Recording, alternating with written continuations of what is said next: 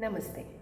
I'm Sharmila Udupa from Bengaluru, a fellow at Shastraranga 2023, which is organized by Noopurabhramari IKS Center, Bengaluru. Welcome to Āngikābhinaya video series assignment organized by Shastraranga. As a part of this program, we have been learning different Angas and Upanga Bhedas from various texts and treatises like Natyashastra, Sangita Ratnākara, Ratnākara, and so on. I would like to thank Dr Manorama B N, who has given this wonderful opportunity for us as interns and fellows to present our understanding on Āngikābhinaya through this video. I would be presenting the Pārshni Bheda, the heel, the movement of the heel and the postures of the heel, and Gulpha Bheda, which is the ankle position.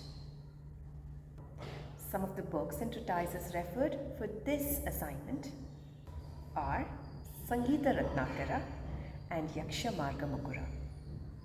Utshipta patito kshipta patitantargata tatha bahirgata mitho yukta viyuktanguli sangata Pārshni rityashtada Pāda charistaneshu ishyate. The first in the definition is Utkshipta Pārshni Bheda. Utkshipta means something which is raised or thrown up. Utkshipta Pārshni Bheda can be seen in many applications. But we will also have to figure out heel is raised or heels are raised with respect to what? Is it with respect to toes or with respect to ground?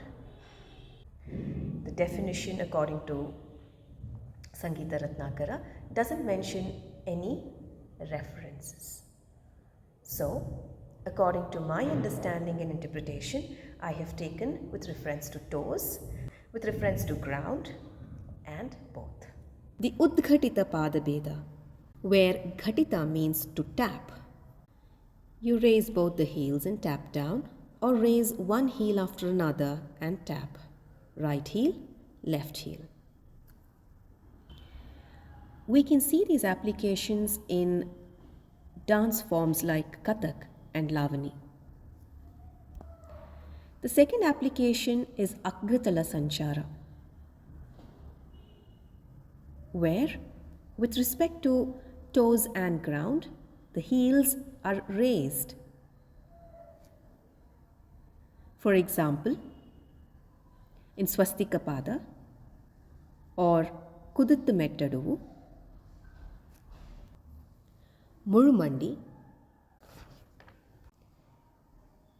also Nagabandha Sthanaka. Another Pāda Bheda where we can see heels being raised is Suchi, where the entire feet is rested on the tip of the toes and the heel is completely raised perpendicular with respect to the floor. This sort of heel position can be clearly seen in a dance form called ballet. This becomes a primary position for ballet dancers. Those were some of the Viniyogas or applications of heel being raised with respect to toes. Now the heels being raised with respect to ground, where the whole foot or the feet is up above the ground. For example, some of the Bhramaris, where the heel is completely raised with respect to ground. Even when we walk, the Kulukunade which we say, or for that matter, even Tattametta, all has Utkshipta Pārshni Bheda. Examples that we can see in real life these days are when we go to pluck flowers is when we raise our heels, because flowers may be at higher altitude.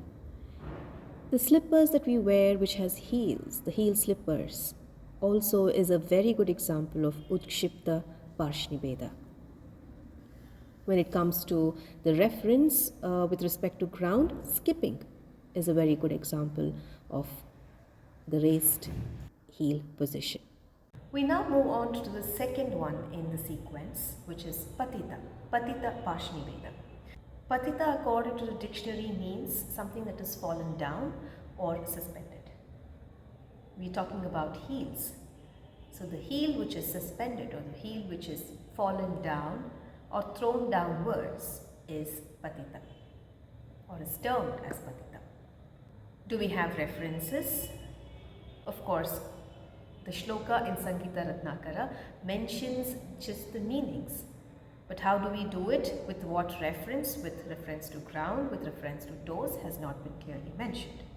So it is up to the reader and the researcher on how well we can interpret this. One of the application of Patita Pārshni Bheda is Anchita, where the heel or the heels are placed on the ground, the toes are raised. So here, with respect to the toes, the heels are falling down or suspended down. A couple of examples that we can quote in Bharatanatyam is Natadu. The mandala itself is Anchita Pāda. Like we took the example of Bhramari, the previous section, the other leg has Anchita Pāda. And then Jaradu, where the heel is completely down. And some of the other instances where you don't have to take the reference of the toes and you need to take the reference of the floor or the ground is when you're climbing the stairs. A lot of times we might not place the entire foot on the stair. We might just place half of the foot or the toes, and we immediately notice the heel getting suspended down. Also, if you're standing at the end of the surface, it could be a mountain, it could be a cliff. That is where your toes are getting the grip of the floor and you're suspending your heels down. When there's a scary situation and you have to defend yourself, you put the weight entirely on the heels so that you don't fall down. We now move on to the third one, which is a combination of the first and the second, Utkshipta Patita. Utkshipta means the heels which are thrown up or raised. Patita means the heels being suspended down or thrown down or fallen down. A frequent movement of up and down of the heels is Utkshipta Patita. Let's see some of the examples. We can see the Utkshipta Patita Pārshni Bheda in Kuditta Mettaduvu. Though Kuditta Mettaduvu was taken as an example for Utkshipta, the Taiha Taihi, where the heel goes up, heels come down, is a typical example of Utkshipta Patita Pārshni Bheda. Egur Tat Aduvu, Tat Tai Ta Ha, is also an example of Utkshipta Patita. Other examples of Utkshipta Patita are the Kulukunade, Tatti Metta, where you just raise and drop. Some of the real life examples are regular walking. If you've noticed yourself walking, you lift your leg, that is, you raise your heel and then you place your heel down. So it is up and down, a frequent up and down of heels is Utkshipta Patita. In Yogasana, we do a variation of Tadasana where we interlace our fingers, stretch our hands all the way above up. We come on our toes, that means automatically your heels are raised and we drop down. It's a dynamic sequence. Running is also another example of Utkshipta Patita. We now move on to the fourth one, which is Antargata Pārshni Bheda. Antargata, as per the Sanskrit dictionary, means the heels which are turned inwards. It could be close together or it could be away, but the heels are turned inwards and it is called Antargata. Let's see some of the examples. Some of the instances where we can see or observe Antargata are the regular Aramandi in Bharatanatyam, or the Ardha Kunchita in Janubeda. Most of the aduvas in Bharatanatyam have the Aramandi as the basic position or basic posture. So in that way, you can easily say that most of the aduvas in Bharatanatyam has inward facing knees and outward facing toes. In the plate dance of Kuchipudi, we see the heels being turned inwards very slightly. This is probably because of the circular plate or to balance the whole posture or dynamic postures. A real-time example or real case scenario is a skating board. When you step into the skating board, there is a slight chance of turning the heel inwards so that you maintain the balance. A classic example of heel being turned inwards in Yogasana is the Malasana or the garland pose, which is very effective and has a lot of health benefits. At the same time, I would also want to mention a different case scenario which is called as a femoral retroversion, where the femur is rotated externally, thus making the heel join or internally rotate.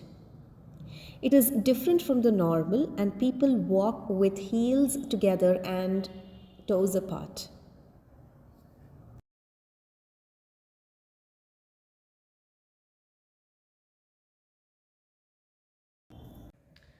The fifth one in the sequence is Bahirgata. The dictionary meaning of Bahirgata is externally rotated heels, or the heels are separating from each other. Let's see some of the examples. A classic example of Bahirgata Pārshni Bheda is found in Janu Bheda, the Samhata Janu Bheda, where the knees are internally rotated and the heels are externally rotated. The Mandukasana in yoga also shows the signs of Bahirgata Pārshni Bheda. And in human anatomy, the femoral anteversion, where the femur is internally rotated and the knees are together and the toes come together, heels go apart, is a different case scenario that is seen in medical abnormalities. And according to Yakshamargamukura, written by Dr Manorama B N, this sort of posture is usually used by comedians, dwarfs, and also to show deformities on stage. Let's move to the next one. It is called Mito Yukta Pārshni Bheda. Mito Yukta, as per the dictionary, which means something which is mutually together. So that means the heels are joined. They are not separated even by a finger gap. So they are either together this way, vertically, or if you slightly turn the ankle outwards, the heels come in contact with each other. To understand this better, let's go through a few examples. A classic example of both the heels meeting each other is the jump or the Utplavana in both Bharatanatyam and Kathakali. The other examples of Mito Yukta are Samapada, where the side of your heels are together, Trishya Pāda, where heels are together, and you prepare a triangle with both the feet. The next application is Pārshva Pāda, where the entire right and the left foot forms a 180 degree. This is so typical of a ballet dance position. People even walk with this 180 degree, so-called Pārshva Pāda. In the field of yoga, we have Baddha Konasana, where we can observe the heels meet each other. Moving ahead, the next one is Viyukta. Viyukta is the opposite of Mito Yukta. Viyukta is where mutually the heels are separated from each other. Let's see some of the examples. We could see Viyukta Pārshni Bheda in Prerita Mandala, where the heels are inwards, Antargata, but they are mutually separated. In Āngikābhinaya, the heels are separated. In yoga, Vajrasana could be a very good example for Viyukta, where toes are together and heels are separated. And that is where there is an arch where you go and sit. Vajrasana is an example of Viyukta. And the last one, eighth one, is Anguli Sangata. Anguli means the toes. Anguli means the toes. Sangata means to get the toes close to the heels. It could be internally or externally. Let's see some of the examples. Anguli Sangata can be found in Kunchita Pada Bheda, where the toes are drawn towards the heel. And in a Deshi chari called Trotita, we can see the toes being pulled towards the heel. In yoga, this is called extension, the toe extension. The Kunchita Pada is very popularly used in Kathakali and also a couple of asanas in yoga. Whereas the Trotita Pada can always be used to depict shyness, Shringara. We will now move to the next section of Upanga Bheda, that is Gulpha Bheda. Gulpha means ankle. Unlike Pārshni Bheda, Sangita Ratnākara has very clearly mentioned that Pārshni Bheda can have or can be observed in both charis and sthanakas, because heel is such a arrangement that it can be moved from one place to another. It can be placed anywhere or everywhere depending on one's body. Whereas ankle is a joint. The joint cannot move. Hence, it can only be observed in sthanakas.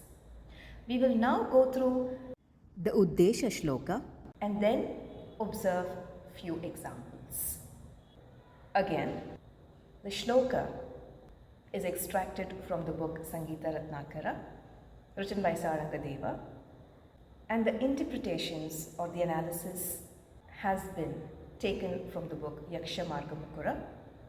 Apart from that, some of them are purely my interpretations.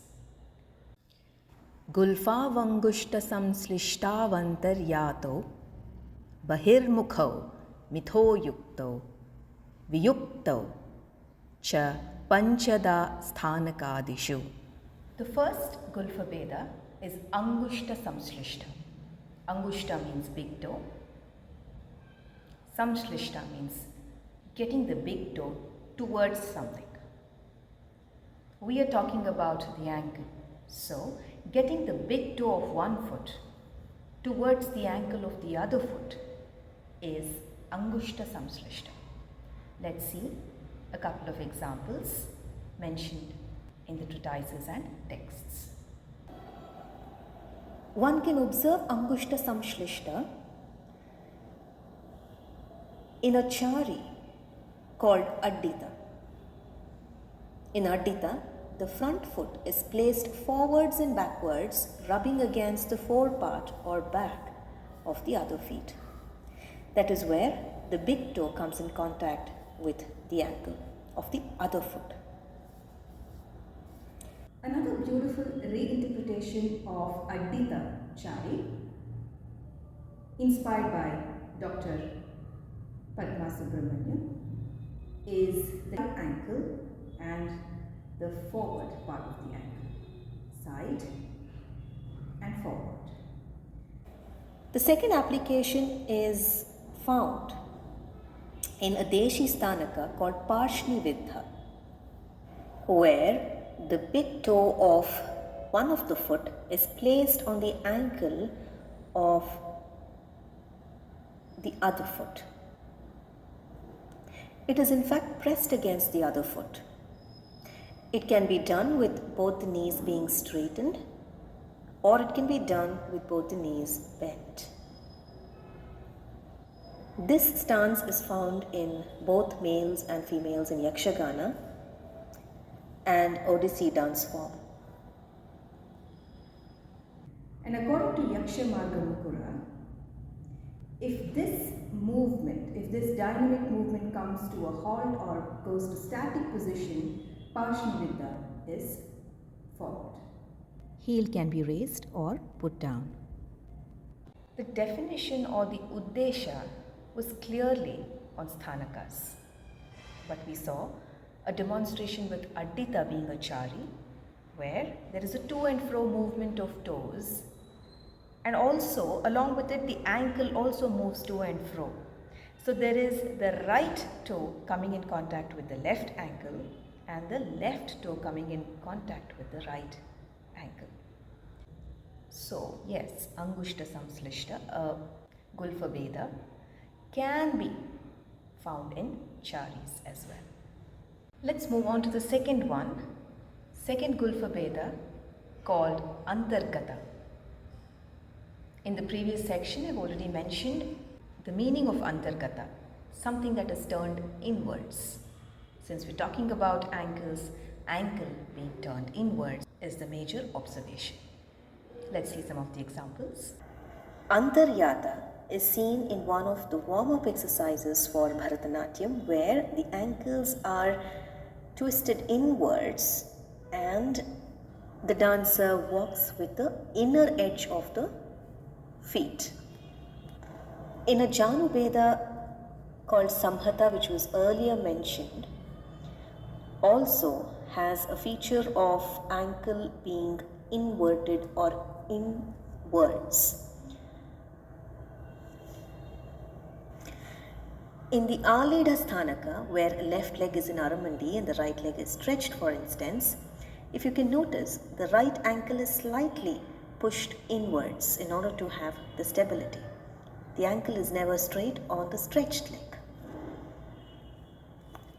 And the same goes with Pratyaleda. One can also see the ankle being turned inwards, one of the ankle being turned inwards, in a sthanaka called Khandasuchi. Here, the right ankle is fallen down or inwards and the left ankle is fallen outwards. Another chari where we can find a constant ankle bending towards inwards is Utspandita or Utsandita or Utsyandita or Utswandita or Uchchandita. This is according to Yakshamargamukura. As mentioned, this is a typical warm-up exercise that we all do as dancers during our practice. Also, when you lie down sideways, when one foot falls on the other, the ankle is also inwards.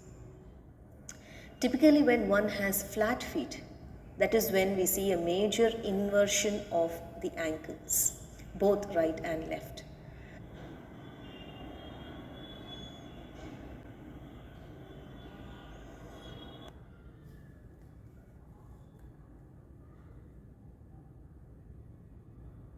We will now move on to Bahirmukha, which is external rotation of the ankle. Let's see some of the examples. As mentioned previously, when one performs Khandasuchi, the right ankle is in Antaryata and the left ankle is in Bahirmukha. Even in Kranta or Klanta Sthanaka, the ankle is twisted outwards. Utkata, where one leg is folded and the other is either stretched or suspended down, can be also an example of the ankle being turned out. And of course, the Utspandita or Utsandita chari, where there is a constant movement or turning of ankle outwards and inwards, also has a feature of ankle being turned outwards. In the field of yoga, we have Gomukhasana, where one leg is above the other leg, the knees are stacked one above the other, and the ankles of the feet are fallen outside. Baddha Konasana is also a very good example of the ankle turned outwards. As mentioned earlier, this is one of the warm-ups used in Bharatanatyam practice. Let's go to the next one. It is Mitho Yukta Gulpha Bheda. Mitho Yukta means something that is mutually together, and that something is the ankle. Both the right and the left ankle are together. Let's see some of the examples. Mitho Yukta can be seen in any of the Samabhangi positions. It can also be seen in Abhangi situations where your ankle position remains the same, the upper body or the central body takes a deviation.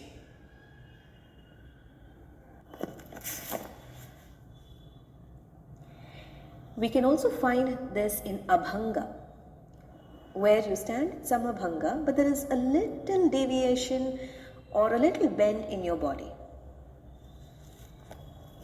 Wherever we find Samabhangi, we have the ankles touching each other or close together.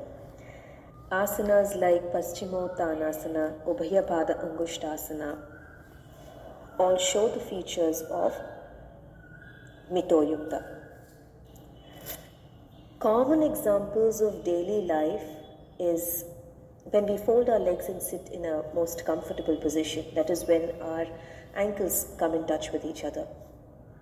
Sleeping, while we sleep sideways, though it is antaryata, we also notice that the ankles are close to each other or one above the other.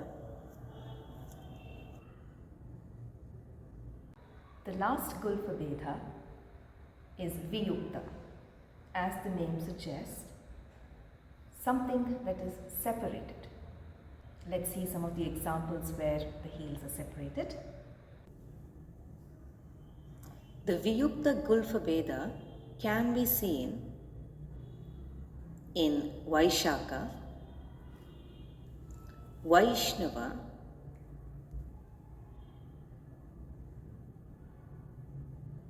Nandyavarta, Garuda Mandala, Dolapada. In yoga, we practice Upavishta Konasana, where the ankles are separated and the upper body is bent forward. Kurmasana, Hanumanasana,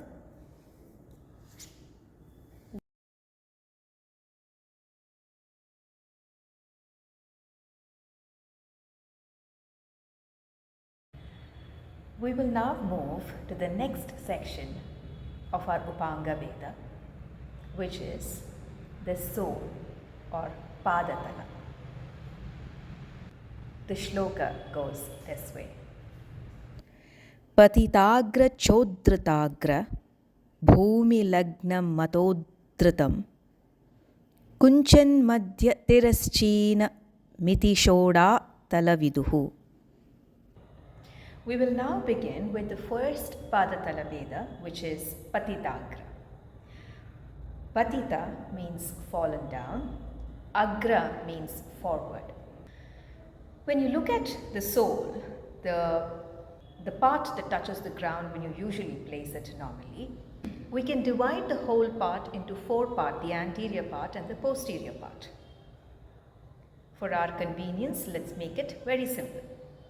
Patitagra, agra means the anterior part or the forepart, patita means fallen. So, the anterior part of the sole is fallen down. With respect to what? With respect to the posterior part. We will now see some of the examples where we can observe Patitagra. We can observe Patitagra in a sthanaka called Ashvakranta, where one foot is in Samapada and the other foot at the end of the sole is in Agratala. Some of the examples are to slide, to turn, to lift the slipping garment, to show Lalita Bhava, etc.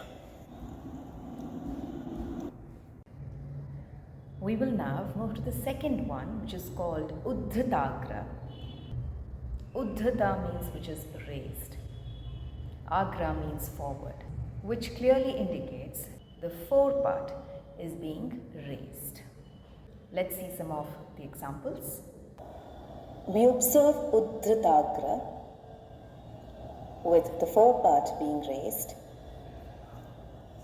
in a Deshi Bhuchari called Katara or Sakati, where the base position is Nandyavarta and then we walk backwards. This chari is prominently used in Kuchipudi and Odissi dance forms. When one is scared, when one is anxious, when one is timid, we can observe Uddhatagra, Pada Talabeda. We will now move on to the third one, which is Bhumi Lagna. Bhumi means earth, Lagna means sticking or touching. So Bhumi Lagna means touching the ground or the floor. This is observed in most of the Samapada positions. Let's still go ahead and see some of the examples. Here both anterior and the posterior part touches the floor. We can observe Bhumi Lagna in Samapada or when you stand straight in a tension position, when you stand at ease as well. This is a regular observance in most of our positions. When it comes to Bharatanatyam, the Aramandi also has Bhumi Lagna. One could also say that Bhumi Lagna can happen with one sole, right or left. The right being on the floor, the left leg or the left sole being lifted. So I would say that most of the stances in the dance form observes Bhumi Lagna. The next one is Uddhata. As we've already seen Uddhatagra, Uddhata takes after Uddhatagra, where Uddhata means to raise. There is no mention of which part of the soul. Hence, we would consider the entire soul being raised with respect to ground. Uddhata means the soul which is raised above the ground. One can see Uddhata Pada Talabeda in the jumps where both the soles are raised above the ground. We can also see in Bhramari where one foot is down and the other is raised above the ground. Here we observe one sole being lifted above the ground and the other sole has another Pada Beda or Pada Talabeda. According to Yakshamargamukura written by Dr Manorama B N, under the subdivision of Upavishta Sthanaka, Vivartita is a sthanaka where both the soles are being raised above the floor. Here one lies in prone position with stretched arms and bent legs. Continuing with the reference of Yakshamargamukura under the same subdivision, a sthanaka called Nata, where one lies down on the lateral surface of the body. The knees are bent, the soles are above the ground, the hands are also stretched upwards. While you're skipping or playing the hopscotch game, we can observe Uddhita Pada Veda.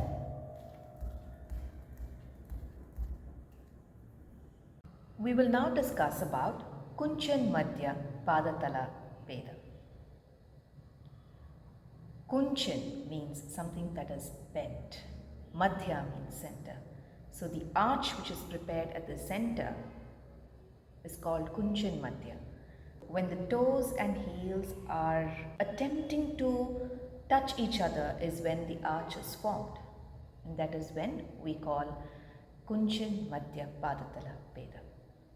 Let's see some of the examples. According to Dr Manorama B N's Yakshamargamukura, under the topic Pāda Veda, Kunchita is where one can observe the Kunchan Madhya Padatala Veda, where the arch is being keenly observed at the center. When one has to turn, we use this Padatala Veda. The very popular idol of Nataraja, where one of the leg is lifted, is in Kunchita Pada, and hence one can observe Kunchan Madhya Padatala Veda.